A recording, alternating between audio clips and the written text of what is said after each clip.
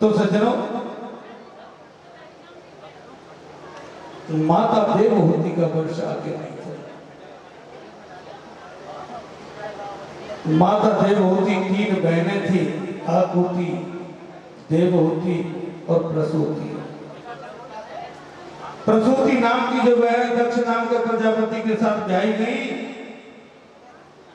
भगवान आकृति का विवाह रुचि प्रजापति के साथ हुआ। उन्हीं के यहाँ भगवान यज्ञ देव का प्रादुर्भाव हुआ। प्रसूति का विवाह दक्ष प्रजापति के साथ हुआ। दक्ष प्रजापति की कन्या का नाम है सती। महारानी सती का विवाह भगवान शंकर के साथ हुआ। तो देखो,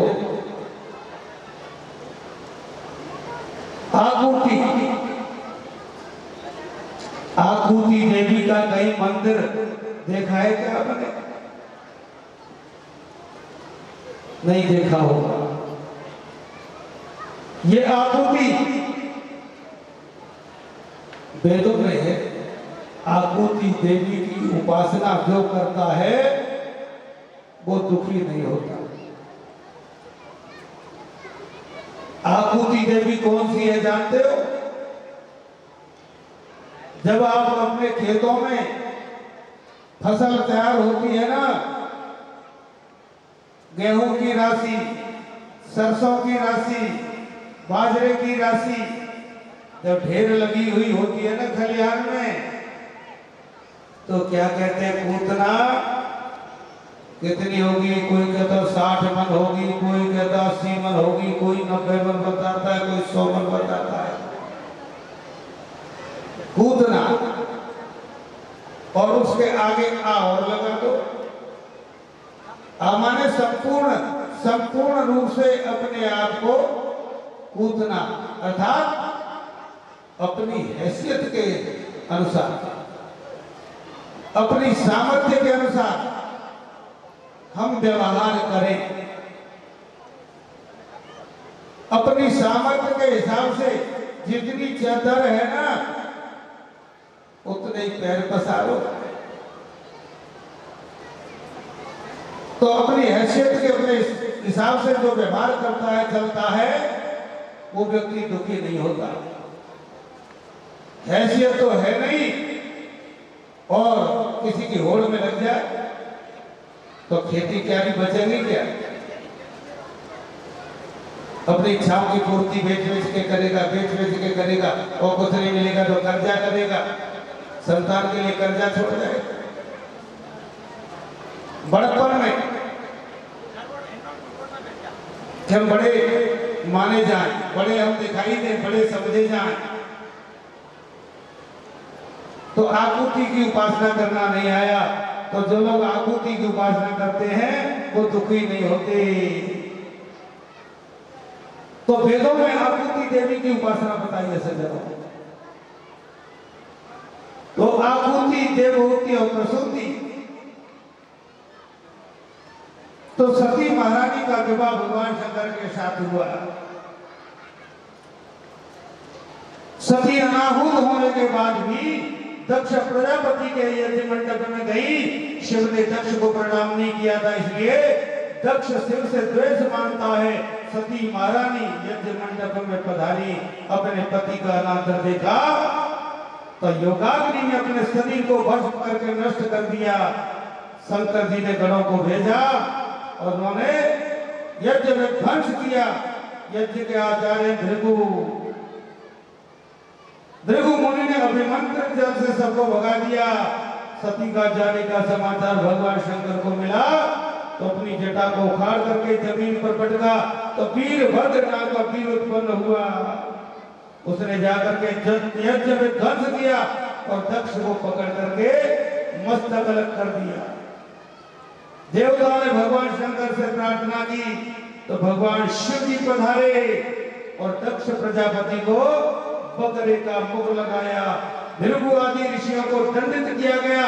यज्ञ में जैसे ही अंतिम आहुति डाली तो साक्षात नारायण प्रकट हो गए। भगवान नारायण का स्तवन किया। शंकर जी नारायण का स्तवन करके सती के देह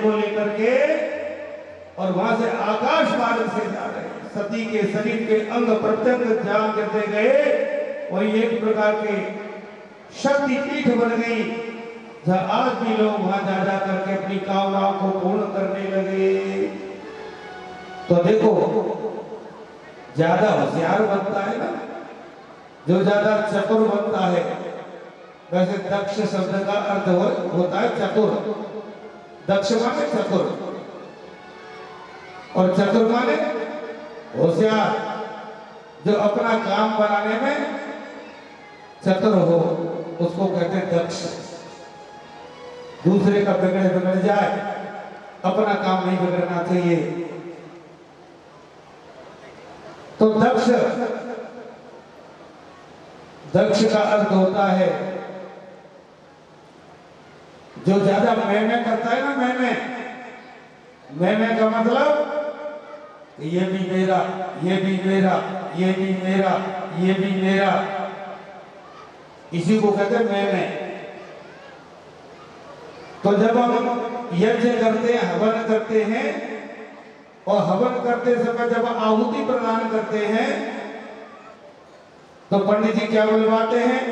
इदम सूर्याय, इदं नमः, इदं इंद्राय, इदं नमः, इदं विष्णवे, इदं नमः, इदं चंद्राय, इदं नमः। ये सूर्य देवता के लिए आहुति है, मेरे लिए नहीं। इंद्र के लिए आहुति है, मेरे लिए नहीं। इदं नमः। अच्छा, इदं नमः और इदं मम, इसमें क्या अंतर है? इसमें बहुत अंतर है। इदं मम का अर्थ होता है ये मेरा है, और इदं नमः ये मेरा नहीं है। अच्छा, इदं नमः में कोई झगड़ा है क्या? इदं नमः इसमें कोई झगड़ा नहीं है, और इदं मम इसमें तो झगड़ा ही झगड़ा है। वो भी कहेगा इदं मम, तुम भी कहोगे इदं मम, मैं भी कहूंगा इदं मम। दुनिया में झगड़ा किसी चीज का है? दुनिया में झगड़ा किसी बात का है। और ध्यान रखना, सहोदर भाई, औरों की तो जाने दो, सहोदर भाइयों में कितना प्रेम होता है, कितना प्यार होता है, लेकिन इसको लेकर के उनमें भी एक दूसरे के खून के प्यासे हो जाते हैं कि इदं मम, ये मेरा है, ये मेरा है, ये मेरा है। और बंटवारे को लेकर के क्या नहीं हो रहा, क्या नहीं हो रहा। और शास्त्र में तो बताया है कि भाई के हक को छीन करके जो अपने बेटे को धनवान बनाना चाहता है, वो चाहे गोवर्धन जी चला जाए, चाहे बद्रीनाथ जी चला जाए, क्या बनेगा उसका? जो भाई के हक को छीन कर और बेटे को श्रीमान बनावे, वो कितना ही कुछ कर ले, उसका कुछ नहीं बनता है। तो इसलिए सज्जनों, जो मैं करते हैं ना, मैं उनको तो बकरे का ही मुख लगता है। तो दक्ष प्रजापति के मुख लगाया बकरे का। तो इस तरह से आहुति, देवहूति, प्रसूति, तीन कन्याओं का वर्णन हुआ, और स्वयं मनु की तीन कन्याओं के वंश का वर्णन हुआ। मनु के तीन बेटियों के अतिरिक्त पुत्र भी हैं, प्रियव्रत और उत्तानपाद। उत्तानपाद राजा की पत्नी है सुनीति, जिसके गर्भ से ध्रुव जी ने उतार लिया, जो भगवान के परम भक्त कहलाए। परीक्षित कहते हैं, भगवान ये प्रसंग तो मैं भी सुनना चाहता हूँ। तो सुखदेव जी कहते हैं, प्रियव्रतो उत्तानपादो शतरूपापते सुतौ वासुदेवस्य कलया रक्षायां जगत स्थितौ। प्रियव्रत उत्तानपाद, ये दो पुत्र हैं। प्रिय माने अच्छा, और व्रत माने प्रतिज्ञा। जो सुंदर प्रतिज्ञा करे, श्रेष्ठ प्रतिज्ञा करे, वो प्रियव्रत है। एकादशी का व्रत आसानी से कर लेते हैं, मंगलवार का व्रत आसानी से कर लेते हैं, हनुमान जी का व्रत भी आसानी से कर लेते हैं, लेकिन हमारे अंदर जो बुराइयां हैं ना, उन बुराइयों को छोड़ने का नाम व्रत है। वो नहीं छूटती, बुराइयां नहीं छूटती। एक सज्जन थे ध्रुवगढ़ा में, जर्दा खाने की आदत थी उनकी, जर्दा बहुत खाते थे।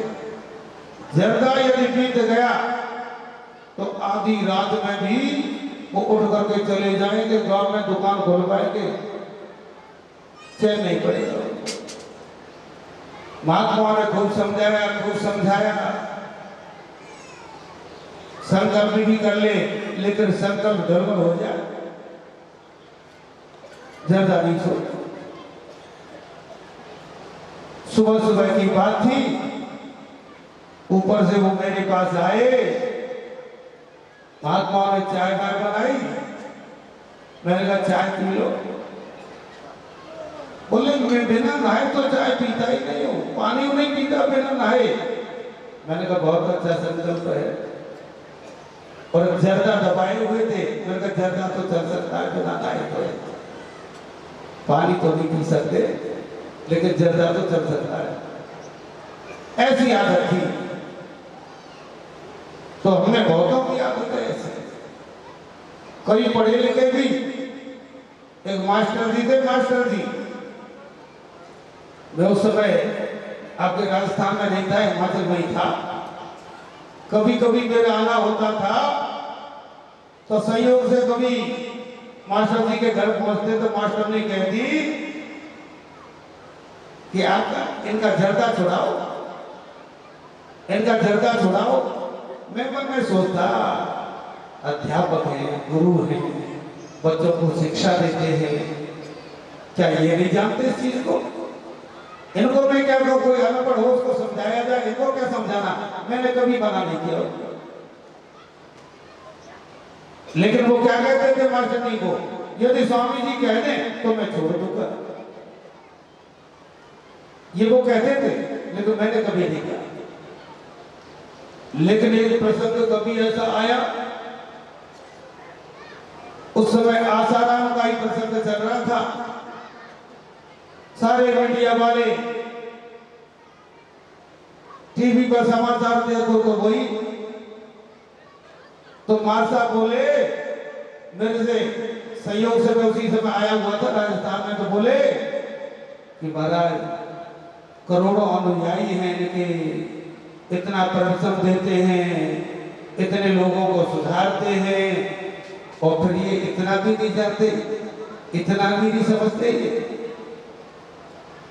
मैंने कहा मार साहब आप गुरु हो, अध्यापक हो, बच्चों को शिक्षा देते हो, क्या आप नहीं जानते इस बात को कि जर्दा में क्या है? बस इतना ही पर्याप्त था, और ज्यादा हमने नहीं कहा। कान पकड़ लिए उन्होंने और छोड़ दिया। तो जानते हुए भी पुड़िया पर लिखा हुआ होता है कि स्वास्थ्य के लिए हानिकारक है, और फिर भी जहर खा रहे। सब कुछ बताया हुआ है, लेकिन आदत से मजबूर है, नहीं मानते। ऐसे एक महात्मा और थे, उन्होंने 12 वर्ष के लिए अन्न छोड़ दिया। मैंने कहा महाराज भोजन कर लो, कि नहीं महाराज हमने तो 12 वर्ष के लिए अन्न छोड़ दिया। और गांजा बहुत पीते थे, मेरे सामने तो नहीं पीते, लेकिन इधर उधर दाएं बाएं होकर के वो गांजा पीते थे, और जब मेरे सामने आते तो इलायची डाल करके आते थे मुंह में। मैंने कहा जो छोड़ने वाली चीज है ना, वो तो छोड़ी ही नहीं, और नहीं छोड़ने वाली चीज है उसको छोड़ रहे, उससे क्या होगा? तो हमारी भक्ति भी बड़ी विकृत हो चुकी है। तो विकृत भक्ति से कुछ मिलता जुलता नहीं है। मन में संतोष भले ही कर लो। इसलिए आप विचार पूर्वक व्रत करो, उपवास करो, जिससे हमारे जीवन में परिवर्तन हो।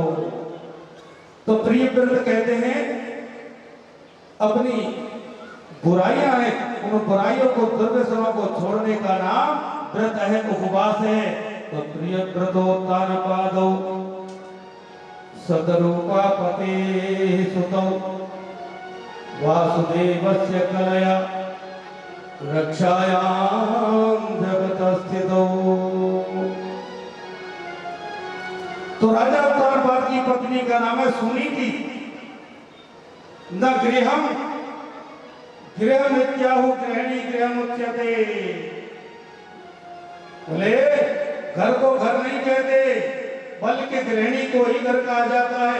जिस घर में नारी का आदर है वहां देवता भी वास करते हैं। महात्माओं के आश्रमों को घर कहते हैं क्या? आश्रम कहते, घर नहीं कहते। क्यों? वहां नारी नहीं, तो गृहिणी नहीं। गृहिणी जिस घर में होती है उसको गृहिणी बोलते हैं। तो सज्जनों, उत्तानपाद राजा अपनी पत्नी का सम्मान करते हैं।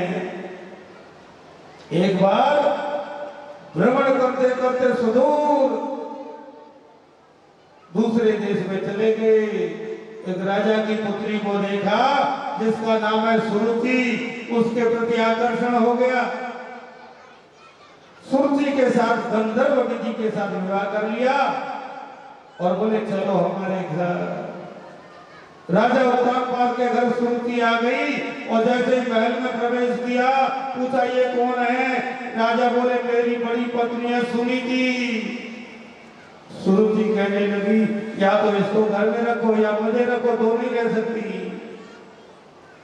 छोटी रानी के प्रति आकर्षण था, इसलिए राजा ने बड़ी रानी को त्याग दिया। सुनीति गर्भवती थी, पर्णकुटी में रहने लगी।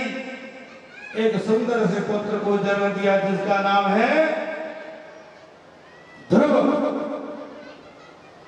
ध्रुव का अर्थ होता है निश्चय, ध्रुव का अर्थ होता है अटल, अकाट्य। माता सुनीति ने मन में विचार किया मैं अपने पुत्र को यशस्वी, तेजस्वी, तपस्वी बनाऊंगी। माता यदि चाहे संकल्प कर ले कि मैं अपनी संतान को ऋषि तुल्य बनाऊंगी, ऋषि बनाऊंगी, तो बना सकती है। बहुत समय पहले की बात नहीं है। एक सज्जन थे आंध्र प्रदेश में। उनके एक बेटा और दो बेटियां, बड़े धर्मनिष्ठ थे, पुलिस विभाग में थे। उनके मन में संकल्प हुआ मैं अपनी पुत्रियों को और पुत्र को ऋषियों की विद्या पढ़ाऊंगा, धर्मशास्त्र पढ़ाऊंगा। तो दोनों बेटियों को तो कर दिया दिल्ली के पास नरेला है, सोनीपत जिले में, हरियाणा में नरेला। दोनों कन्याओं को उसमें कर दिया, कन्या गुरुकुल में, और बेटा कर दिया हरियाणा में गुरुकुल है सोनीपत में, बहालगढ़। और जब तक स्नातक नहीं बन जाएंगे तब तक मैं घर नहीं लाऊंगा, उनको गांव में नहीं लाऊंगा। लेकिन बालक का मामा जब आया गुरुकुल में तो बालक मचल गया, मामा के साथ आने लगा। उसके पिता को जब पता लगा तो घर नहीं पहुंचने दिया, जहां उनकी ड्यूटी थी वहीं बुला लिया और धमकाया कि थाने में बंद कर दूंगा, घर नहीं जाने दूंगा। उस बालक को वहीं से गुरुकुल में भेज दिया।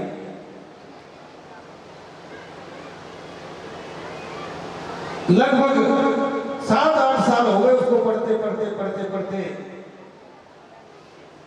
मैं जब आया उस गुरुकुल में, मैंने देखा उस बच्चे के शरीर में ऐसी व्याधि हो गई, पूरे शरीर में व्याधि हो गई।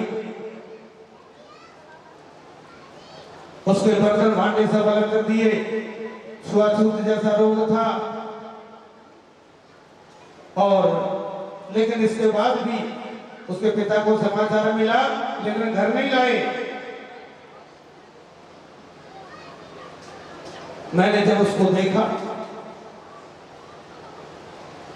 और ऐसा लग रहा था कि बच्चे का जीवन संकट में है। पूरा शरीर खीर खीर की तरह।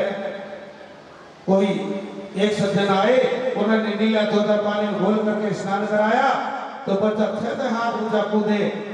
आचार्य को लगा ये तो गलती हो गई, शुद्ध जल से स्नान करा के और फिर उसको मैं अपने साथ ले गया, उसका उपचार कराया। 2 महीने के अंदर अंदर वो बिल्कुल स्वस्थ हो गया। बहुत दूर की बात नहीं है, मथुरा की बात है। हरियाणा से उसको मैं मथुरा लाया, रिफाइनरी के पास। 2 महीने के अंदर बिल्कुल स्वस्थ हो गया। उसके बाद उसकी विद्या पूरी हुई, स्नातक यज्ञ हुआ। स्नातक यज्ञ होने के बाद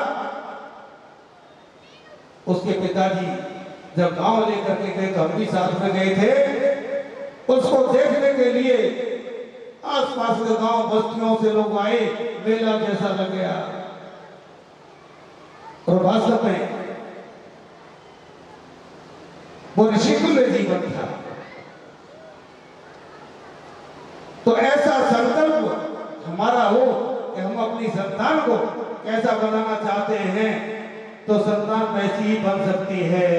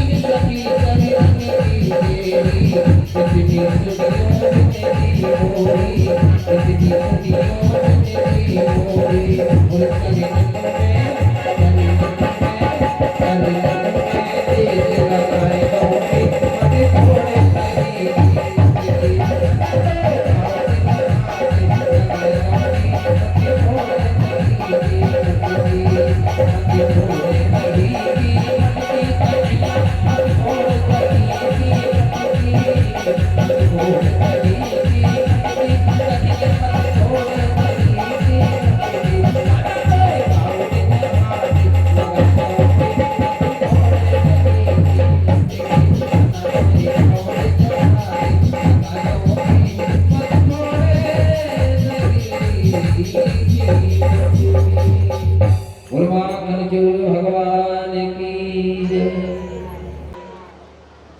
ये सज्जनों 5 वर्ष का तो ऐसी निश्चया पहले महीने में द्वादशाक्षर मंत्र का जाप किया, कुछ नहीं खाते, केवल तीसरे दिन पत्ते तोड़ करके खाते हैं। दूसरा महीना प्रारंभ हुआ, 6 दिन तक कुछ नहीं खाते, 6वें दिन शाम को फल तोड़ करके खा लेते हैं। तीसरा महीना प्रारंभ हुआ, 9 दिन तक कुछ नहीं खाते, जल पी करके रह जाते हैं। चौथे महीना प्रारंभ हुआ, जल का भी त्याग कर दिया। 12वें दिन अब भक्षा, वाय भक्षा, वायु का भक्षण करते हैं।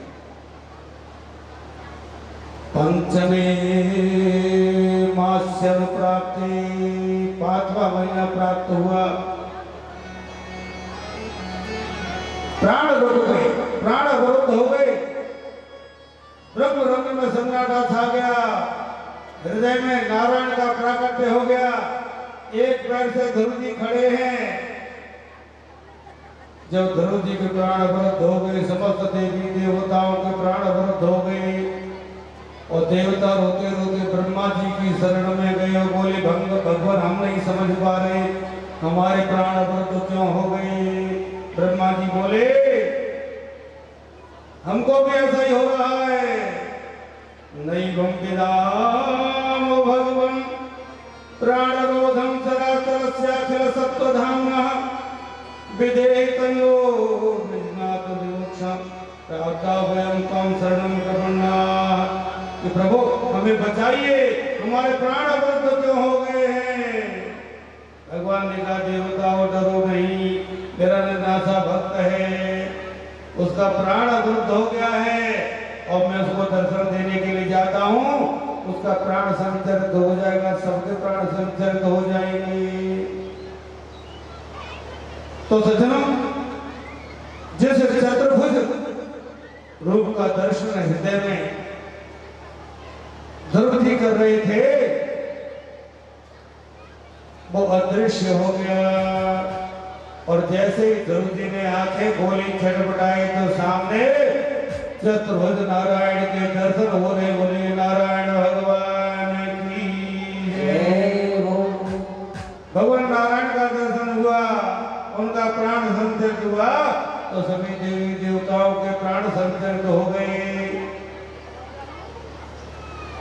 सुखदेव जी कहते, परीक्षित आंखें खोल करके देखो, भगवान चतुर्भुज रूप में ध्रुव जी के सामने खड़े हैं, एक दूसरे को देख रहे हैं। लेकिन ध्रुव जी को स्तुति करना तो आता ही नहीं, स्तुति करे कैसे। तो भगवान ने अपना दिव्य शंख ध्रुव जी के कपोल से स्पर्श करा दिया और जैसे ही शंख का स्पर्श हुआ, मूकं करोति वाचालं पंगुं लंघयते गिरिं यत्कृपातमहं वन्दे परमानंद माधवं। तो मूकं करोति वाचालं, भगवान की कृपा हो जाए तो जो मूक है ना, मूक गूंगा, वो क्या बन जाता है, वाचाल। वैसे वाचाल शब्द का अर्थ लोगों में कहते बड़ा वाचाल है, बहुत ज्यादा बोलता है, लेकिन ये अर्थ है नहीं।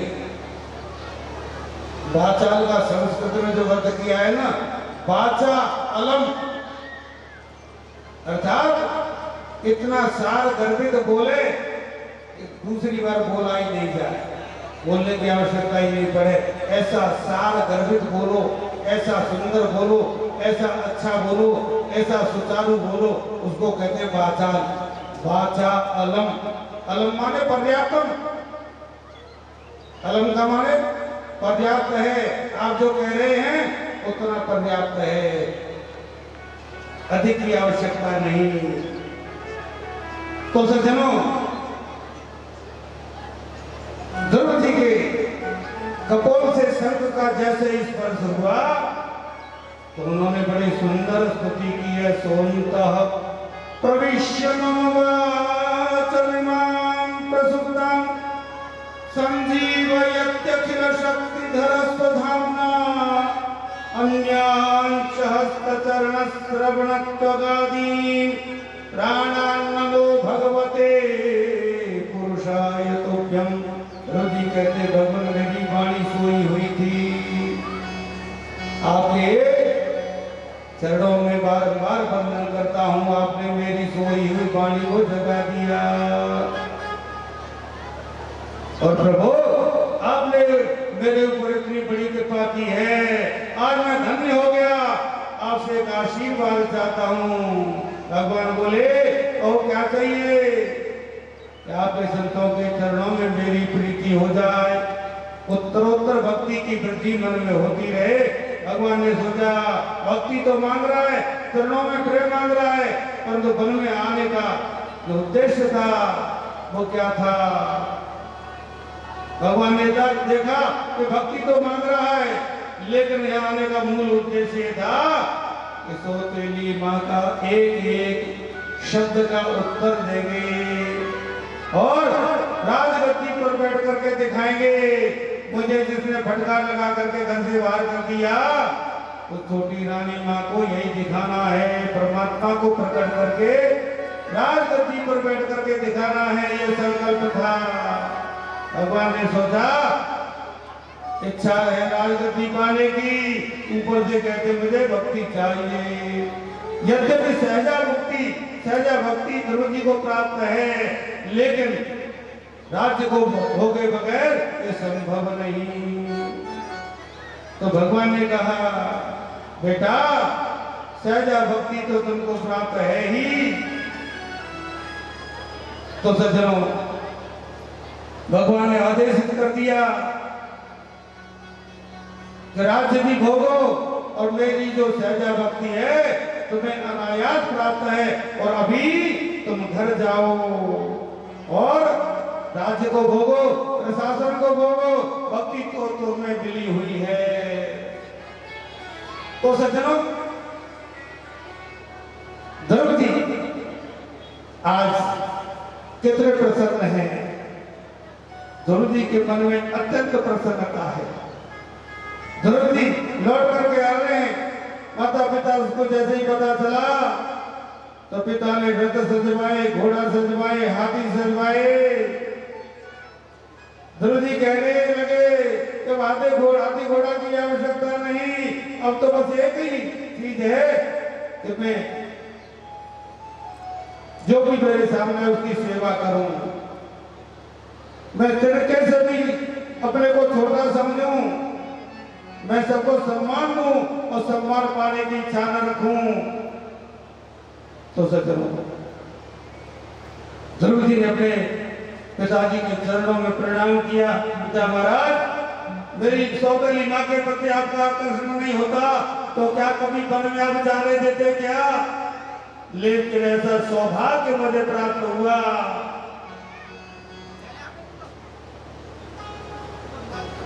क्या कभी मुझे आप जाने देते वन में? और सौतेली माता के चरणों में प्रणाम करके कहने लगे माँ, यदि मुझे कटु वचन आप नहीं कहती तो मुझे ऐसा सौभाग्य मिलता क्या?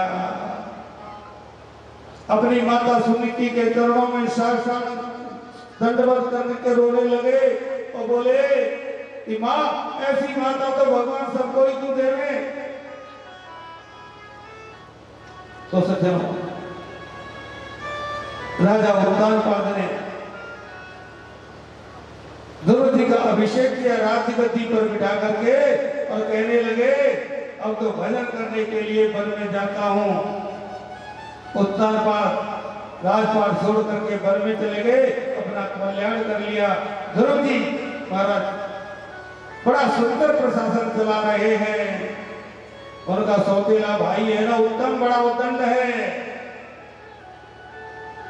और इतना उद्दंड है, कुबेर महाराज का उद्यान है, यक्ष उसकी रक्षा करते हैं, सेवा करते हैं उद्यान की। लेकिन वो ये पेड़ पौधों को उजाड़ने लगा, उखाड़ने लगा, तोड़ने लगा। यक्षों ने कहा कि हमारे महाराजा कुबेर की विहार स्थली है, इसको क्यों उजाड़ते हो? नहीं माना, द्वंद्व युद्ध हो गया और युद्ध में उत्तम मारा गया। ध्रुव जी बड़ी भारी सेना लेकर के आए, निरपराध यक्षों को मारने लगे। लेकिन स्वयं मनु आए, उन्होंने समझाया बेटा तुम्हारा जो उद्दंड भाई था उत्तम, उसके बदले में निरपराध यक्षों को मारना ये तुम्हारे जैसे के भक्त को शोभा नहीं देता। नारद जी ने भी समझाया, ध्रुव जी को वैराग्य हो गया। ध्रुव जी ने अपने पुत्र सुमति को राजगद्दी दे दी और वन में चले गए। बड़ी तपस्या की। तो सज्जनों तपस्या करते करते क्योंकि सर्वस्व छोड़ करके वन में चले गए हैं, अनेकों वर्षों तक राज्य संभाला, प्रशासन किया, तपस्या के लिए वन में आए। अनेकों वर्षों तक तपस्या करने के बाद भगवान के धाम से सुंदर विमान आया। विमान में पार्षद बैठे हुए हैं। ध्रुव जी विमान में बैठने के लिए तैयार हुए, सोई माई देवी आ गई, साक्षात मृत्यु देवी है। ध्रुव जी ने कहा माता आपका परिचय? बोली मैं मृत्यु हूँ, संसार की मालकिन हूँ, मेरा ही लोक है, इसलिए इसको कहते हैं मृत्यु लोक। इसमें तो आया है सो जाएगा, राजा रंग फकीर, कोई सिंहासन चढ़ चला, कोई बड़ा जंजीर, इसलिए मुझे स्वीकार करो। अर्थात मर जाओ। ध्रुव जी ने भगवान के पार्षदों की ओर देखा, भगवान के पार्षदों ने कहा, इशारा कर दिया मृत्यु को, बोलो थोड़ा सिर को नीचा करो, हम मर जाएंगे। और जैसे ही मृत्यु ने अपना सिर नीचा किया तो मूर्तिनी मृत्यो मूर्तिनी पदम दत्वा आरोहा भूतम गृहम। मृत्यु देवी के सिर पर चढ़ रख करके ध्रुव जी विमान में बैठ गए और मृत्यु तो बेचारे टुकड़ टुकड़ देखती रह गई। ध्रुव जी ने मृत्यु पर विजय प्राप्त कर ली। इतनी बड़ी कृपा, देवर्षि नारद जी की कृपा, स्वयं मनु की, उनका सत्संग मिला। तो सज्जनों ये सुलभता जो प्राप्त हुई देवर्षि नारद जी स्वयं मनु की कृपा से। तो सज्जनों गोस्वामी जी कहते हैं कलुषित व्यक्ति भी सत्संग की कृपा से, सत्संग की महिमा से सुधर जाता है। जैसे पारस मणि को लोहे से छुआए तो लोहा भी स्वर्ण बन जाता है। जीवन में ये तीन चीजें बड़ी आवश्यक है। शास्त्र कहते हैं ममता किसी से मत करो, प्रेम सभी से करो। प्रेम करना लेकिन ममता नहीं, ममता बांधती है, प्रेम परमात्मा से मिलाता है। तो सत्संग ही सर्वोत्तम है। परमात्मा से मिलने का सर्वोत्तम यदि कोई साधन है तो वो है सत्संग। सुखदेव जी कहते हैं स्वर्ग मुक्ति वैकुंठ ये सुख भी सत्संग के बराबर नहीं। इसलिए का तात स्वर्ग अपवर्ग सुख धैर्य तुला एक अंग, तूल नताय सकल मिले जो नव सत्संग। सत्संग की महिमा तो बड़ी महान है, इसे प्रत्यक्ष प्रमाण है ध्रुव जी। दिलाली से भगवान का नाम जपा, परमात्मा मिल गए। आचार्य सुखदेव जी कहते राजन ध्रुव जी के पुत्र उत्कल हैं। उत्कल महाराज के वंश में अंग हुए, अंग महाराज के पुत्र हुए बेन, लेकिन बेन बड़ा अधर्मात्मा था।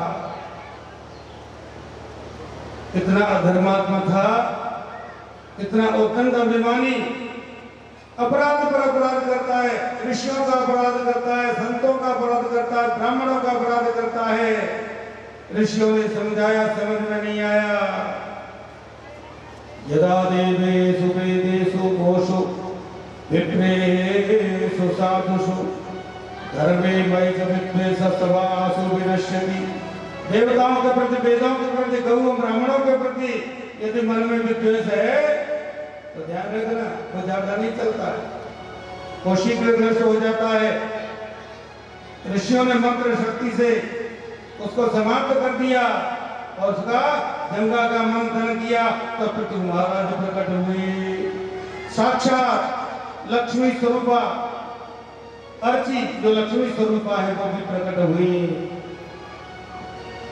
सारी दुनिया में दुर्भिक्ष पड़ा। राजा बेन ने जो अत्याचार किए उसका परिणाम, वर्षों तक पृथ्वी पर वर्षा नहीं हुई, तो तबे की तरह पृथ्वी जल रही है। जितना अनाज बीज बोते हैं पृथ्वी में, उतना भी वापस नहीं आता। महाराज पृथ्वी को एक दिन क्रोध आया, धनुष बाण लेकर के पृथ्वी को मारने के लिए तैयार हुए, तो पृथ्वी ने गाय का रूप धारण कर लिया। गाय तो अवज्ञा है, गाय को मारना नहीं चाहिए। गौ को देकर के राजा पृथ्वी रुक गए। लेकिन गौ पृथ्वी रूप धारित पृथ्वी ने कहा कि महाराज आप मुझे मार भी दोगे तो मिलेगा क्या? सारी प्रजा जो दुखी है उसका परिणाम है कि आपकी प्रजा अकर्मण्य हो गई है। इसलिए अपनी प्रजा को कर्म करने का उपदेश करो, और जब कर्म करेंगे तो निश्चित रूप से फल मिलेगा। इसलिए पृथ्वी ने पृथ्वी महाराज से कहा अपनी प्रजा को आप कर्म का उपदेश करें, तो कर्म उपदेश करने से प्रजा खुशहाल हो जाएगी। तो राजा पृथ्वी ने ऐसा ही किया। उसका परिणाम हुआ कि प्रजा ने कर्म करना प्रारंभ किया, तो प्रजा खुशहाल हो गई, प्रजा संपन्न हो गई। महाराजा पृथ्वी ने जब देखा कि मेरी प्रजा संपन्न है, सब तरह से धन है, तो धर्म भी करो। धन तो हो गया, लेकिन कोई ध्यान ही नहीं, आत्मा परमात्मा धर्म कर्म का कोई ध्यान नहीं। तो बोले ऐसा कर्म भी सफल नहीं होगा। कर्म भी करो और धर्म भी करो, पुण्य भी करो, तो तुम्हारा धन धर्म सबको सफल हो जाएगा।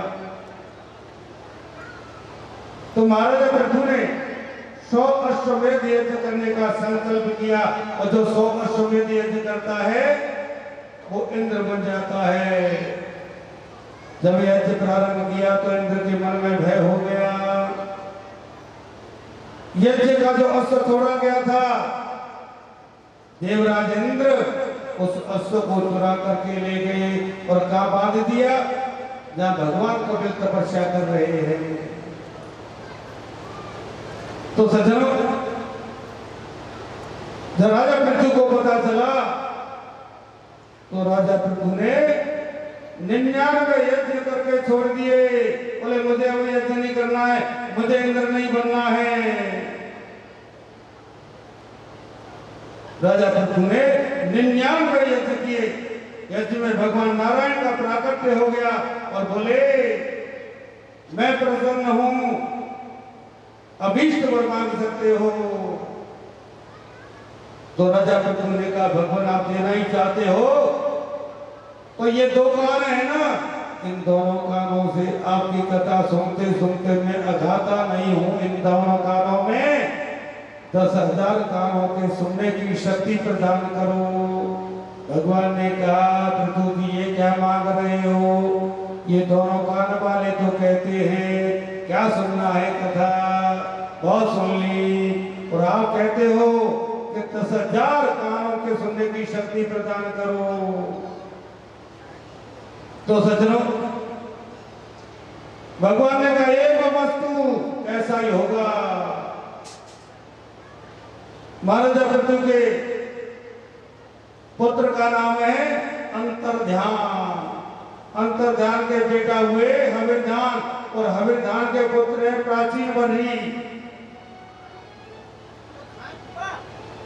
प्राचीन बर्ही ने बड़े यज्ञ किए। हविर्धान का बेटा प्राचीन बर्ही इतने यज्ञ किए, पूरी पृथ्वी को कुशाओं से पाट दिया। लेकिन यह शास्त्र विधि मुत्सृज्य वर्तते काम कारतः न सिद्धि बवाप्नोति न सुखम न पराम गतिम। विधि पूर्वक यदि यज्ञ किया जाए तो ठीक है, मनमाने ढंग से जो भक्ति करता है, मनमाने ढंग से, मनमुखी ढंग से जो यज्ञ करता है उसका वो कर्म सफल नहीं होता। यज्ञ के बहाने से राजा प्राचीन बर्ही ने हजारों अश्वों की बलि दे दी, हजारों बकरों की बलि दे दी, लेकिन कौन समझाए? यज्ञ पर यज्ञ हो रहे हैं। एक बार देवर्षि नारद जी यज्ञ मंडप में पधारे। राजा प्राचीन बर्ही कहने लगा मेरा यज्ञ सफल हो गया, देवर्षि नारद पधारे हैं। तो सज्जनों, देवर्षि नारद जी ने कहा राजन, पापी तो बहुत देखे हैं, लेकिन तेरे जैसा पापी मैंने दुनिया में नहीं देखा। तुमने यज्ञ के बहाने से हजारों घोड़ों की बलि दे दी, हजारों बकरों की बलि दे दी। ये तुमने ठीक नहीं किया। प्राचीन बर्ही ने कहा कि महाराज मैंने तो धर्म शास्त्रों में जैसा लिखा है उसी के हिसाब से किया है। बोले तुम समझे नहीं, बहक गए, अर्थ का अनर्थ कर बैठे। राजा प्राचीन बर्ही को देवर्षि नारद समझाते हैं। इसलिए शास्त्रों को गुरु मुखात पढ़ना चाहिए। मनमाने ढंग से जो पढ़ते हैं ना, वो अर्थ का अनर्थ कर लेते हैं।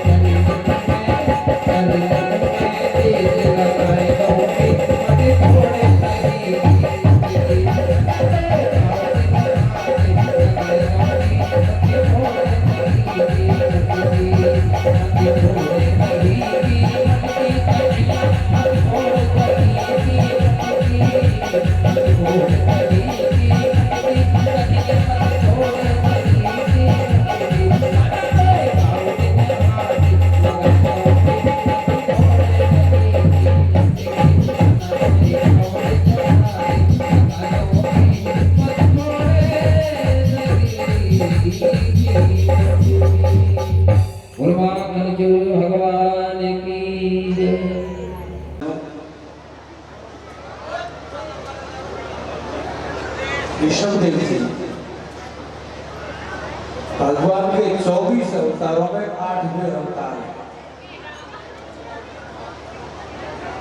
ऋषभदेव जी के 100 पुत्र हुए। पूरी पृथ्वी के सम्राट हैं ऋषभ जी।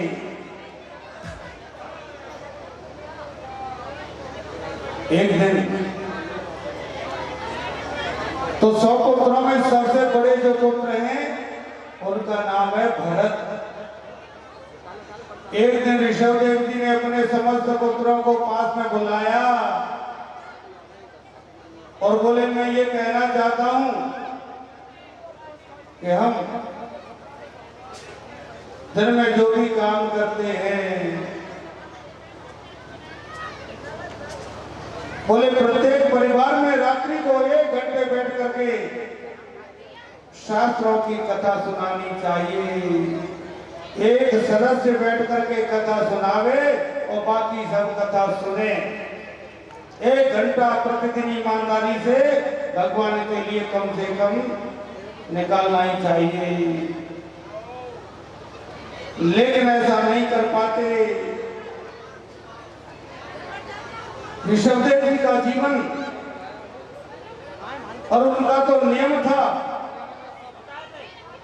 ऋषभदेव जी जो सभा में जाते और वहां से लौट कर आने के बाद अपनी घर की सभा अलग से जोड़ते, समस्त पुत्रों को बिठा करके उनको धर्मोपदेश करते।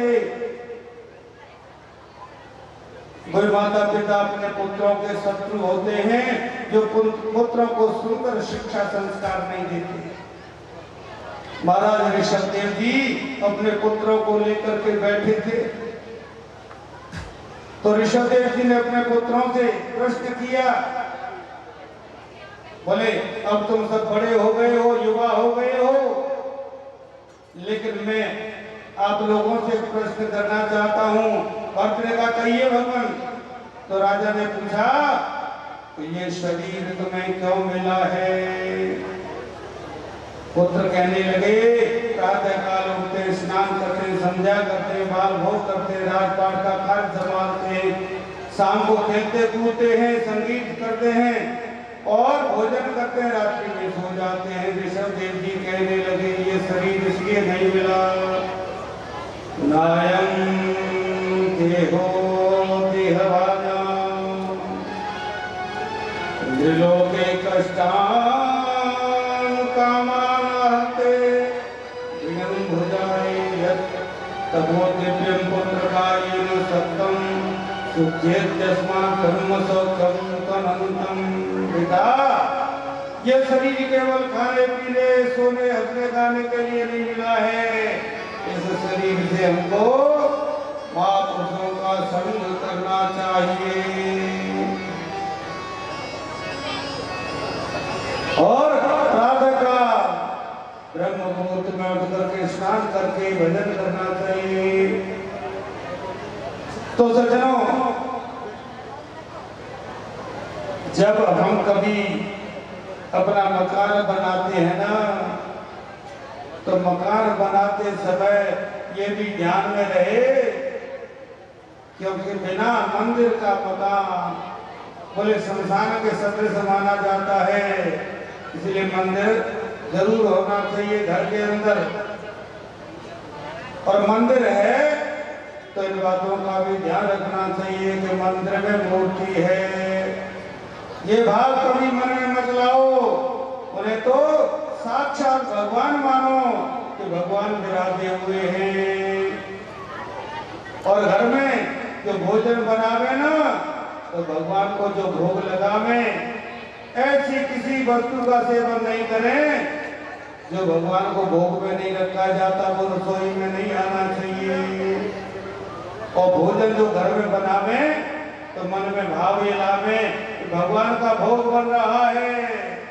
और कोई ये कह करके भोजन बनाता है, अपने खाने के लिए भोजन बन रहा है, तो बोले वो तो केवल पापों को ही खा रहा है। वैष्णवों के घर में भोजन कभी नहीं बनता, वहां तो भोग बनता है। तो सज्जनों, भोजन बनाओ, भगवान के सामने भोग धरो, तुलसी पत्र छोड़ दो और भगवान भोग आरोप रहे हैं। इस तरह से वो भोजन प्रसाद बन जाएगा और प्रसाद को जो भी खाएंगे तो प्रसाद इस तरह तो खाना महान रस्यों को जायते प्रसन्न चेतसो यासु बुद्धि पर्यवतिष्ठते। जो भी उस भोजन को करेगा उसके अंदर आह्लाद होगा, प्रसन्नता होगी। तो सज्जनों, निषद्र पुत्रों से कहते हैं, पुत्रों ये जीवन के लक्षण हैं। और बोले महत् सेवाम द्वारमाहु विमुक्ति, महापुरुषों की सेवा करना ये मुक्ति का द्वार है। और तमो द्वारम योसिनाम संग संगम, तमो द्वार माने अंधकार, नरक का द्वार। ज्वारी, कबाड़ी, नशेड़ी, गंजेड़ी, भंगेड़ियों का साथ करना ये नरक का द्वार है। महांतस्ते समचित्ता प्रशांता विन्यस्तव स्वर्ग साधवोये। तो महापुरुषों की सेवा करना ये मुक्ति का द्वार है। संतों की सेवा करना, गुरुजनों के चरणों में वंदन करना ये मुक्ति पथ का द्वार है। शराबी, कबाबी, वेश्यागामी पुरुषों का संग करना ये नरक का द्वार है। लेकिन संत कौन है? साधनाति पर कार्याणि, साधनोति पर कार्याणि के साधु, जो दूसरों के दुखों का शमन करे वो साधु है। एक लड़का था, बड़ा आज्ञाकारी था गुरु का। आश्रम में जब भी पहुंचता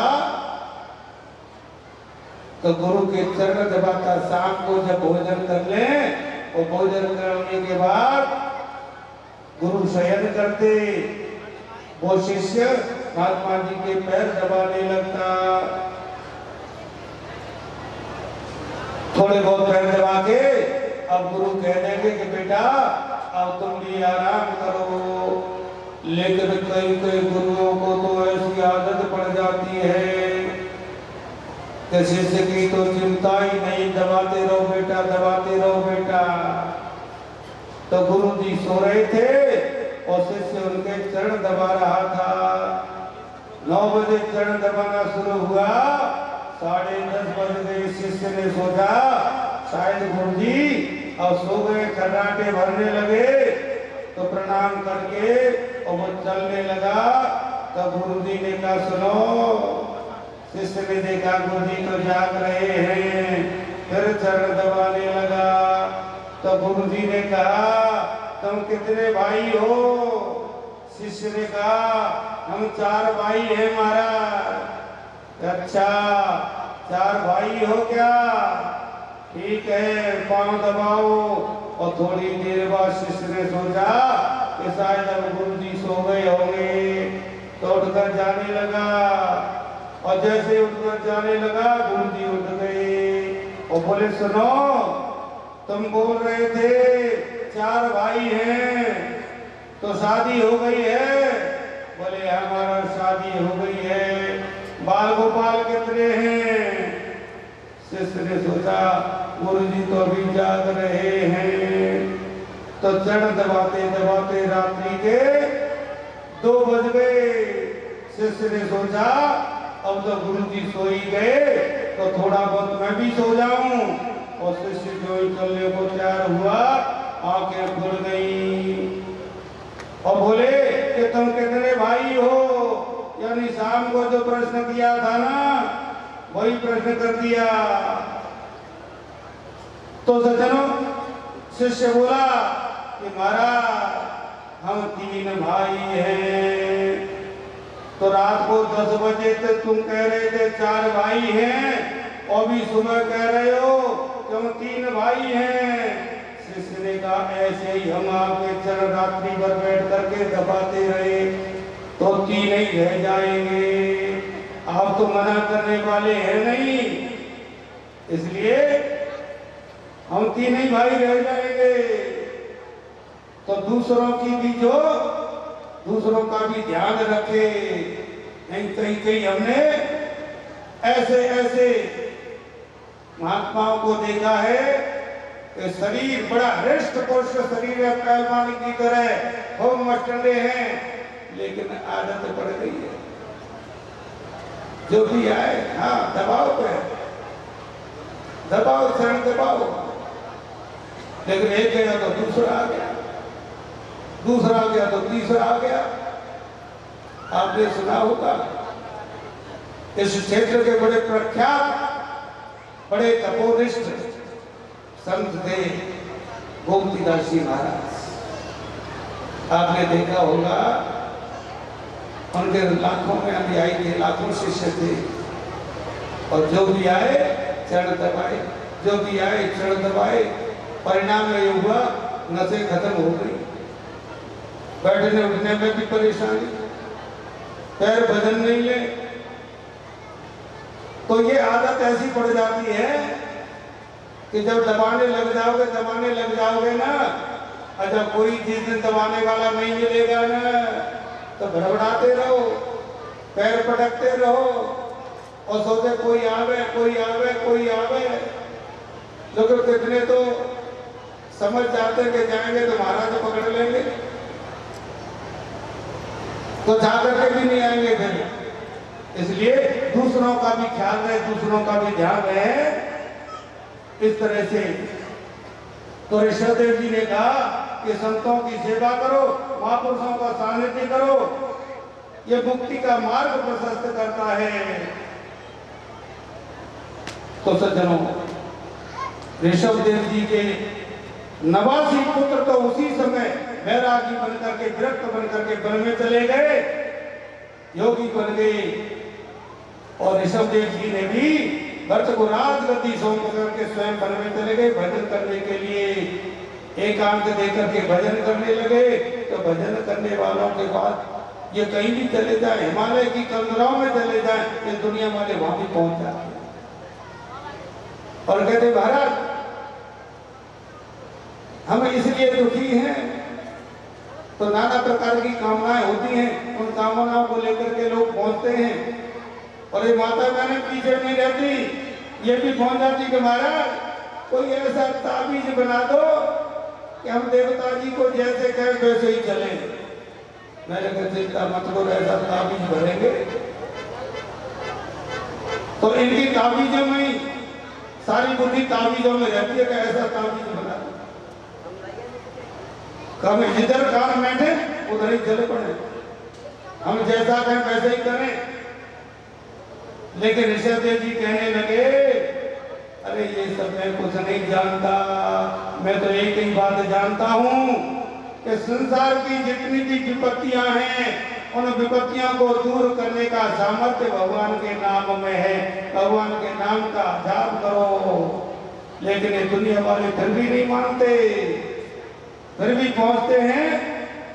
तो ऋषभदेव जी ने देखा कि दुनिया की भीड़ मुझे नहीं छोड़ेगी, तो उन्होंने क्या किया, मलमूत्र का विसर्जन वहीं करना शुरू कर दिया। नंगे उगाड़े पड़े रहते, अब तो लोग जाते रहे भैया ये तो सरभंगी है, नंग धड़ंग रहता है, गंदा बाबा है। सारी भीड़ छट गई, अकेले रह गए। दुनिया की क्या परवाह करना है, आज नहीं तो कल दुनिया तो वैसे छूटेगी, इसके पीछे क्या पड़ना है। शांति से भजन के अपना कल्याण कर लिया। लेकिन एक दिन भरत जी के मन में वैराग्य हो गया। भरत जी भी यही सोचने लगे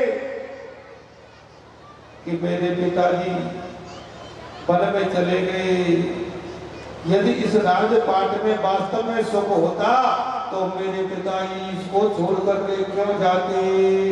इसका मतलब वो आनंद कुछ और है।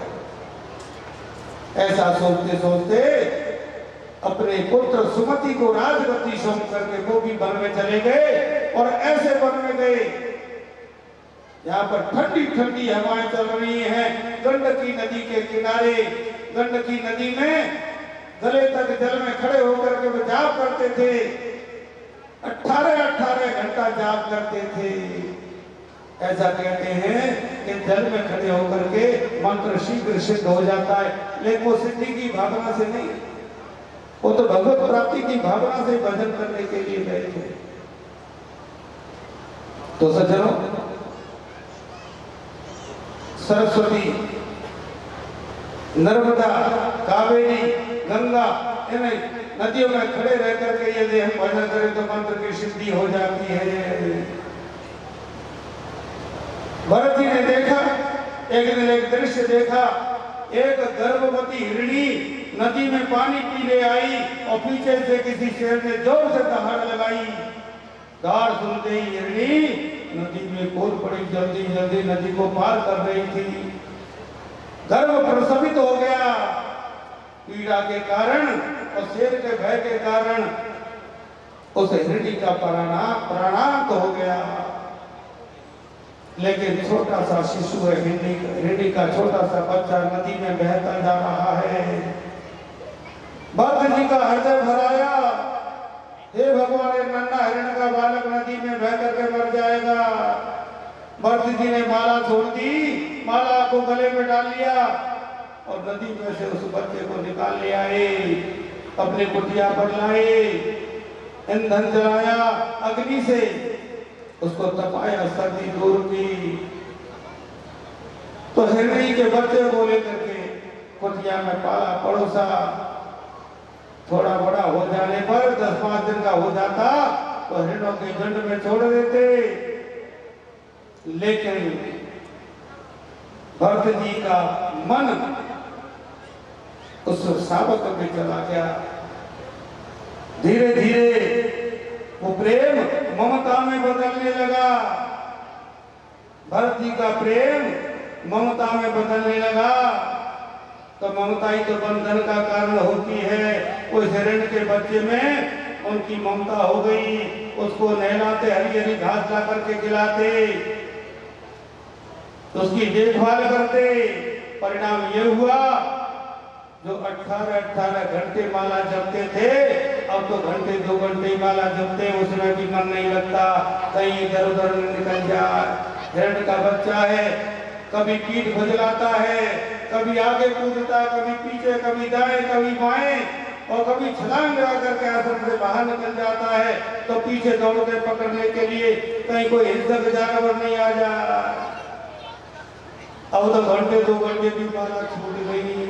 अब तो रात दिन और उसी की चिंता। तो सज्जनों, भक्त जी का अंतिम समय जब आया तो न राम जी की याद रही, न गोविंद की याद रही, बस केवल हिरण का बच्चा चिंतन में आ गया कि मेरे मरने के बाद इसकी देखभाल कौन करेगा, कौन घास खिलाएगा, कौन सुरक्षा करेगा, इसे शेर भेड़िया खा जाएंगे। ऐसा सोचते सोचते उनके प्राण निकल गए। तो जन्म जन्म मुनि जतन कराही, अंत राम कही आवत नाही। अंत में भगवान का नाम नहीं आता, लेकिन अंत समय में जैसा चिंतन होगा वैसी मति बनेगी। तो सज्जनों, आज भरत जी हिरण के चिंतन में ही शरीर छोड़ा, इसलिए हिरण के शरीर में जाना पड़ा। लेकिन हिरण के शरीर में जाने के बाद भी भरत जी को इतनी गिलानी हुई कि मेरे जैसा निकृष्ट और कौन होगा। परमात्मा ने कृपा करके मनुष्य शरीर दिया। लेकिन भरत जी सोचते हैं कि अब मैं, क्योंकि हिरण का शरीर मिला है, भगवान से प्रार्थना करते हैं हिरण का शरीर बनने के, हिरण बनने के बाद भी भरत जी महाराज हिरण के झुंड में नहीं रहते। हिरण खाते हरी हरी घास और भरत के हिरण बने, भरत जी हिरण बने हुए ये सूखी घास खाते, क्योंकि हरी घास में कीटाणु होते हैं। तो सज्जनों, एक बार बड़ी तेज हवाएं चली तो वृक्षों में परस्पर के संघर्षण से आग लग गई और हिरण तो भाग गए। लेकिन ये भरत जी कहीं नहीं गए, उसी वन में चिंतन करते करते और चिंतन करते कि हे प्रभु, मुझे एक अवसर और दे दो, मैं आगे गलती नहीं करूंगा। अपनी देह का त्याग कर दिया। भगवान ने बहुत सुंदर अवसर दिया। तो सज्जनों, आंगिरस ब्राह्मण कि घर में भरत जी का तीसरा जन्म हो रहा है। उनकी दो पत्नियां थी, एक पत्नी के बेटा बेटी और दूसरी पत्नी के जुड़वा संतान है, और जुड़वा संतान में छोटे पुत्र भरत। भरत को अपने पहले जन्मों की पूरी याद है। जन्म लेते ही बोले कि प्रभु आपने कितनी बड़ी कृपा की, मुझे भजन का अवसर दे दिया। अब ऐसा कोई कार्य नहीं करूंगा जिससे मुझे बंधना पड़े। भरत जी का तेजस्वी चेहरा है, जिसकी उपासना करेंगे उसके सद्गुण तो आएंगे ही। तो भरत जी महाराज राम जी के उपासक हैं, कृष्ण जी के उपासक हैं, आकृति बड़ी सुंदर है। पिताजी ने सोचा बालक तो होनहार है, बुद्धिमान है, तो जनेऊ संस्कार किया, कान में गायत्री मंत्र का उपदेश किया और बोले बेटा गायत्री मंत्र याद कर लो। लेकिन गायत्री मंत्र याद नहीं किया। भरत जी ने सोचा पिताजी मुझे गायत्री मंत्र याद करने के लिए कह रहे हैं, यजमानी संभालने के लिए कहेंगे और फिर कहेंगे सत्यनारायण की कथा याद कर लो, यजमानों के यहाँ शादी कराने जाना, ब्याह कराने जाना है, नामकरण संस्कार कराने जाना है। अरे जिन बंधनों से छूटना चाहता हूँ उसी में वापस चला जाऊंगा। तो पिताजी को मंत्र रटाते रटाते काफी समय हो गया। पिताजी ने सोचा मैंने तो उससे ज्यादा विद्वान बनेगा, ये तो एकदम जड़ ही पैदा हुआ है, इसलिए नाम ही पड़ गया जड़ भरत। मंत्र रटाते रटाते पिताजी चल बसे, लेकिन गायत्री मंत्र याद नहीं हुआ। गायत्री मंत्र तो कब याद होता, तब याद करते। तो सज्जनों, पिताजी के जाने के बाद सौतेले भाइयों ने भी अच्छा व्यवहार नहीं किया। सौतेले भाइयों ने भी घर से बाहर कर दिया, वन में चले गए, कहां जाना है कोई पता नहीं। भाइयों ने घर से निष्कासित कर दिया। जंगल में भीलों ने काली के स्तंभों को उपस्थित किया बलि देने के लिए। स्वयं काली देवी ने उनकी सुरक्षा की, ऐसा भीतर भीषण उनको बचा लिया। न कोई शोक है न कोई मोह है। भील उन्हें शारीरिक कष्ट दे रहे थे, लेकिन कोई दुख नहीं था। काली ने उनकी सुरक्षा कर दी, तो कोई हर्ष भी नहीं है। कहां जाना है कोई पता नहीं। चाह गई चिंता मिटी, मन बाबे परवाह, जिसको कुछ ना चाहिए वही साहंसा। लेकिन मार्ग में राजा रघुगढ़ मिल गया। सिंधु नरेश राजा रघुगढ़ पालकी में बैठा रहा है, बड़ा अभिमानी है। पालकी उठाने वाले कारों में देखने का महाराज क्षमा करें, मुझे बुखार आ रहा है, मैं आपकी सेवा नहीं कर सकता। बोले कोई बात नहीं, सारी प्रजा हमारी सेवक के समान है, जो कोई मिल जाए उसको जोड़ लो पालकी में, और तो कोई नहीं मिले। रास्ते में जड़ भरत जी मिल गई। कारों ने पकड़ लिया और सबसे आगे कर दिया। सुखदेव जी कहते हैं परीक्षित देखो तो सही अपनी आंखों से, इतना बड़ा संत साधारण से राजा की पालकी में कंधा लगा करके चल रहा है। तो भरत जी का नियम था कि 5 हाथ जमीन आगे की देख करके चलते थे। चींटी को बचा करके चलना है, कोई जीव जंतु आया उसको बचाना है, और जैसे ही कोई जीव जंतु आया तो वो उछले तो पालकी उछली, और पालकी उछली तो पालकी का डंडा राजा के सिर में लगा। राजा कहने लगा ठीक से चलाओ, पालकी सिर में लगती है। तीनों का बोले महाराज हम तो ठीक चलाते हैं, लेकिन मोटा ढाटा बाबा आया है ना, यही गड़बड़ कर रहा है। लेकिन रघुगण समझ नहीं पाया। राजा बोले क्यों, पहली बार आए हो मेरे राज्य में, ढंग से पालकी चलाओ। जड़ भक्त ने कोई जवाब नहीं दिया। फिर कोई जीव आया उछल गए। अब रघुगण थोड़ा क्रोध में बोला, इतना मोटा ताजा शरीर होते हुए भी पालकी ठीक से नहीं चलाते, अरे बार बार मेरे सिर में चोट लगती है। जड़ भक्त ने कोई जवाब नहीं दिया। फिर कोई जीव आया, फिर उछल गए। रघुगण बोला तुम तो जीवते ही मुर्दे के समान हो। अरे कहां से पागल को ले आए हो? बोलने से भी कोई फर्क नहीं पड़ता, ये तो मुर्दे के समान है, शव के समान मालूम पड़ता है। पालकी ढंग से चलाओ, ये तो ऐसी सजा मिलेगी कि जीवन भर याद रखोगे। राजा की बातें सुनी जड़ भर ने,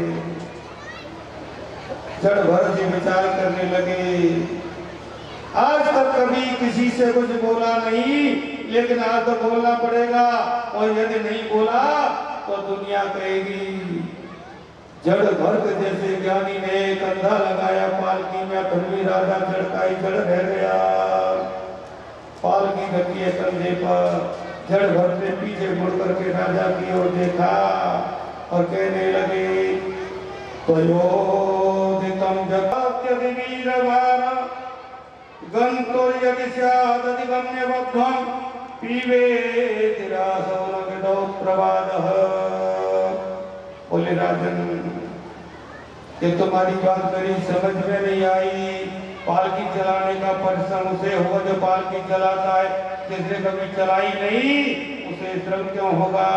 जमीन पर चलने का श्रम भी उसे होता है जो जमीन पर चलता है, और जो जमीन पर चलता ही नहीं उसे श्रम क्यों होगा? मोटा होना, पतला होना, लंबा होना, ये शरीर का धर्म है राजन। तुम कैसे कह सकते हो? नहीं, शरीर कैसे हो सकता हूँ? मैं तो छिन्नमयी आत्मा हूँ। आत्मा कभी जन्म नहीं लेती, न मृत्यु को प्राप्त होती है। और तुम कहते हो तुम्हारी चिकित्सा करूंगा, मेरी क्या चिकित्सा करोगे? राजा रघुवर ने जब इतनी बातें सुनी तो पालकी से कूद पड़ा। मन में सोचने लगा, कहार कोई इतना बड़ा विद्वान नहीं हो सकता, मेरे से बड़ी भूल हो गई। और कहने लगा, कस्तुम, कि आप कौन हो? निगूढ़श्चरसि द्विजानां विवक्ष सूत्रम कथमो बधूतः तस्यासि पुत्रस्य इहापि कस्मात् क्षेमाय नश्चेतसि नोत शुक्लः। आपका परिचित है, साक्षात कपिल देव तो नहीं है, मेरा उद्धार करने के लिए, उपदेश देने के लिए पधार रहे हो। तो सज्जनों, जड़ भरती कहने लगे कि तुम बातें तो ऐसे ही करते हो बुद्धिमानों की तरह, लेकिन तुम जानते कुछ नहीं हो। और फिर मैं तुम्हें अपना परिचय कैसे दूं? राजन जो बोला, महाराज मुझे सरल सी भाषा में समझाइए, मेरी समझ में नहीं आया। रघुगण ने राजा जड़ भरत से प्रश्न किया, बताइए शरीर का संबंध किससे है? भरत बोले, शरीर का संबंध इंद्रियों से, इंद्रियों का संबंध बुद्धि से, और बुद्धि का संबंध आत्मा से है। इसलिए जड़ भरत ने रघुगण से कहा, जब ये संबंध है, जब हम चूल्हे पर बर्तन रखते हैं, बर्तन में पानी डालते हैं, चावल डालते हैं, और अग्नि का संबंध बर्तन से, बर्तन गर्म हुआ, बर्तन का संबंध पानी से, पानी गर्म हुआ, उसमें पड़ा हुआ चावल पक करके भात बन गया। तो शरीर का संबंध इंद्रियों से है, और जो पालकी ढोता है उसका श्रम इंद्रियां भोगेंगी। इंद्रियों का संबंध बुद्धि से है तो बुद्धि भोगेगी, और बुद्धि का संबंध आत्मा है, आत्मा से है तो आत्मा क्यों नहीं भोगेगी? जड़ भरत जी ने कहा, राजन मान लो चूल्हे पर बर्तन रखा है, पानी रखा, चावल डाल दिया, और चावल की जगह पर उसमें पत्थर डाल दिए, तो कभी भात बनेगा क्या? ऐसे ही ये आत्मा अपरिवर्तनीय है। तुम बातें तो बड़ी ज्ञान की करते हो, जानते कुछ नहीं हो। सुखदेव जी कहते राजन विशेषता है, जड़ भरत जैसा संत राजा रघुगण को उपदेश करता है। राजन, ये ज्ञान कभी तपस्या से नहीं होता, घर छोड़ कर वन में जाने से नहीं होता, अनेकों ग्रंथों का अध्ययन करने से नहीं होता। आत्मा का जो स्वरूप है वो बताने का नहीं, आत्मा का जो स्वरूप है सुनने का नहीं। एकांत में बैठ करके चिंतन करो, जब तक महापुरुषों के चरणों की धूली मस्तक पर नहीं लगाओगे, महापुरुषों का सत्संग नहीं करोगे तब तक तुमको आत्मबोध नहीं हो सकता है। अब अपना परिचय दे रहे हैं और बोले अहम पुरा भरतो नाम राजा विमुक्त संग बंधा आराधन भगवतई हमारो गो भवम संगा तदार्थ। मैं पहले घर का नाम का राजा था, अपने पिताजी का सत्संग मिला, कथा सुनी, मन में वैराग्य हुआ, घर छोड़ करके वन में चला गया। वन में जाने के बाद मृग शावक में अनुरक्ति हो गई और मुझे मृग मानना पड़ा। लेकिन मृग शरीर में जाने के बाद भी मेरी स्मृति नष्ट नहीं हुई और वो मेरी स्मृति आज भी ज्यों की त्यों बनी हुई है। इसलिए एकांत में बैठ करके चिंतन करो राजन। छोटे से छोटा प्राणी और बड़े से बड़ा प्राणी जब एक भाव से सबको देखोगे, जब तक तुम्हें आत्मबोध नहीं हो सकता। संसार में एक दृष्टि से देखो, छोटे से छोटा प्राणी, बड़े से बड़ा महापुरुष आत्म दृष्टि से देखे तो सब एक हैं। किसी को छोटा बड़ा नहीं समझना है। राजा रघुगण के मन में ऐसा वैराग्य आया, राजपाट छोड़कर के वन में चला गया। परमात्मा राजा रघुगण कोई और नहीं, कोई हिरण का बच्चा था कि जब तक वो मुक्त नहीं होगा तब तक भरत जी भी कैसे मुक्त होंगे, क्योंकि संत का सानिध्य मिला है। इसलिए सब छोड़ करके वन में चला गया, परमात्मा का चिंतन किया, अपना कल्याण कर दिया। आचार्य सुखदेव जी कहते हैं राजन जड़ भक्त जैसे महापुरुषों के अवतार से हमारी भूमि का नाम भारत पड़ा है। हमारी भूमि पर 3 भरत हुए, कैकेयी कुमार श्री भरत, दूसरे श्रीमद् भागवत के ज्ञानी जड़ भरत और तीसरे दुष्यंत नंदन शकुंतला कुमार भरत। तो सज्जनों, एक योगी हैं, भक्ति योगी हैं, दूसरे ज्ञान योगी हैं और तीसरे कर्म योगी हैं। इन्हीं महापुरुषों की नाम से हमारी भूमि का नाम पड़ा भारतवर्ष। सुखदेव जी कहते राजन पृथ्वी पर सप्तद्वीपवती पृथ्वी है। इसमें एक द्वीप है बड़ा श्रेष्ठ द्वीप, उसका नाम है जम्बू द्वीप और 9 प्रकार के वर्ष हैं। उनमें 9वां वर्ष है भारतवर्ष, जहाँ देवता भी जन्म लेने के लिए तरसते हैं। भारत की भूमि पर सत्संग के माध्यम से हम अपने जीवन को संभाल सकते हैं। परीक्षित ने कहा भगवान क्षमा करें, आप नरकों की बातें कह रहे थे, ये नरक क्या है? बोले सुखदेव जी कहते राजन हमारी भूमि के दक्षिण भाग में 99,000 योजन की ऊंचाई पर 28 प्रकार के नरक हैं। जो जैसा कर्म करता है यमराज के दूध गले में रस्सी डाल करके आप ले जाते हैं और जो जैसा कर्म करता है वैसे फल भोगता है।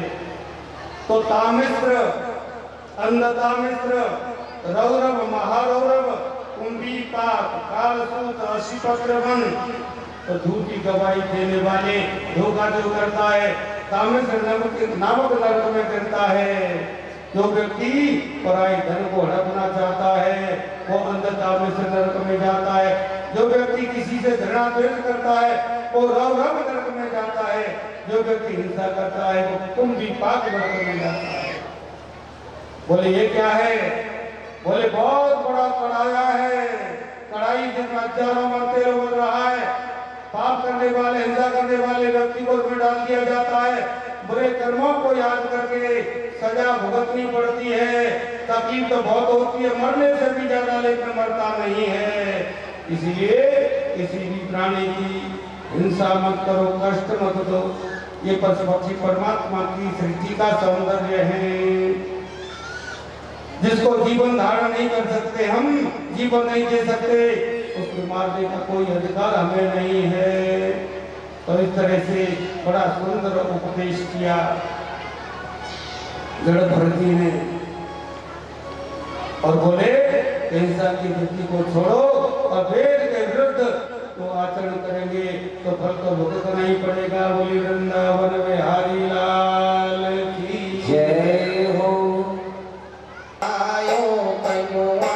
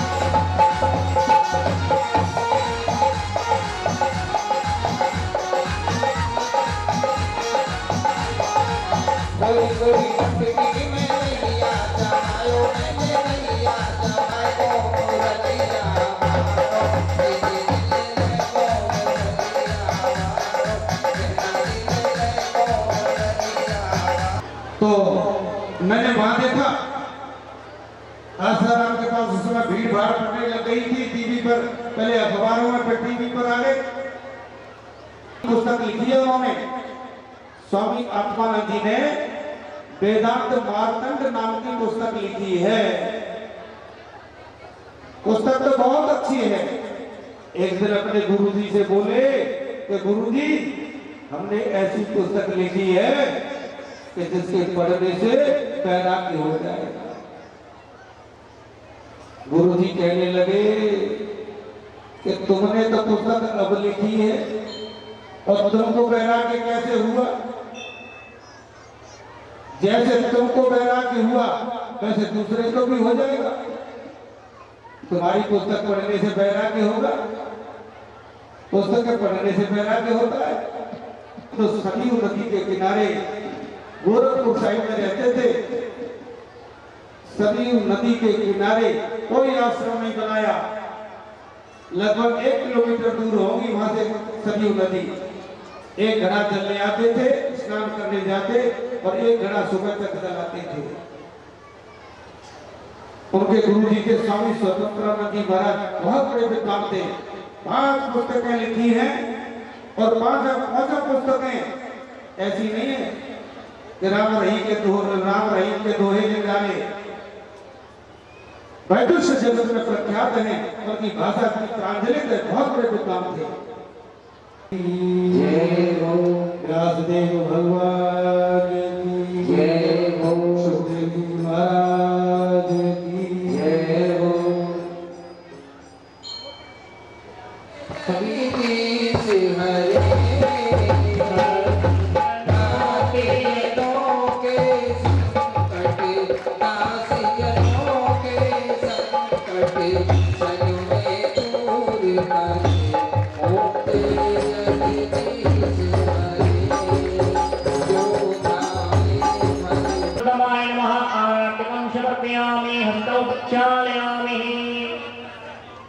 पुष्पाञ्जलिर्मानाय हरिओं जगेन जगमे जन्त देवस्तानि धर्माणि प्रथमन्यासन्नः तेहनाकं महिमानः शचन्त्रपूर्वे साध्यः शन्तिदेवा हरिओं एकदन्ताय विद्महे धीमहि तन्नो दन्ती प्रचोदयात् कात्यायनी च विद्महे कन्याकुमारी च धीमहि तन्नो गौरी प्रचोदयात् हरि ओम नारायणाय विद्महे वासुदेवाय धीमहि तन्नो विष्णु प्रचोदयात् हरि ओम महालक्ष्मी च विद्महे विष्णुपत्नी च धीमहि तन्नो महादेवाय धीमहि तन्नो रुद्र प्रचोदयात् हरि ओम नंदनंदनाय विद्महे यशोदावस् बोलिए श्रीमद्भागवत महापुराण की जय हो शरभुदेव भगवान की जय हो पूज्य व्यास जी महाराज की जय हो। अनंत भगवत रसिक जन भक्त वांसा कर्त करो श्री ध्रुव पिताजी हरिलाल की गुरुराज जी महाराज की हनुमान जी महाराज की मेरा मैया की नागुर बलवीर की भैरव बाबा की श्यामल मैया की शरदुदेव भगवान की